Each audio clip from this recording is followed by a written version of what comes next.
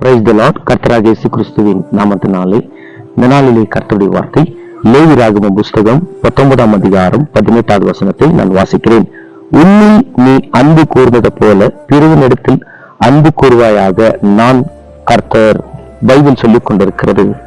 உன்னை நீ அன்பு கூறுவது போல பிறரிடத்தில் நீ அன்பு கூர்வாயாக என்று பைபிள் சொல்லிக் கொண்டிருக்கிறது.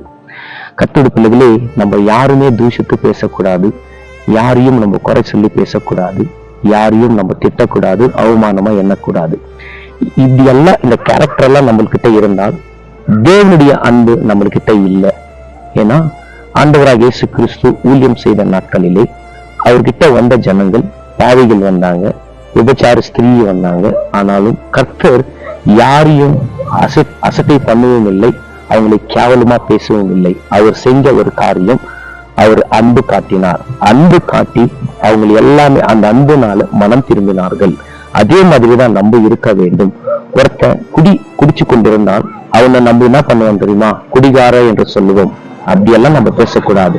அன்பால சொல்லிப்பாரு, அந்த குடியிலிருந்து அவன் மனம் திரும்புவான். இன்னைக்கு நிறைய பேர் இப்படிதான் வாழ்ந்து கொண்டிருக்கிறாங்க. ஏன்னா குறை சொல்றது, அசிங்கமா பேசுறது, கேவலமா திட்டுறது. அப்போ அவன் என்ன பண்றான் தெரியுமா?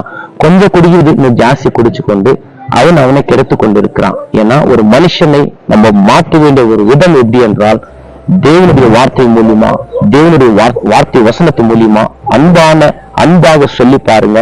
கண்டிப்பாக அவன் எப்படிப்பட்ட ஒரு பாவத்தில் விழுந்திருந்தாலும், எப்படிப்பட்ட ஒரு காரியத்தில் இருந்தாலும் தேவன் கண்டிப்பாக அவனை தொடுவார்.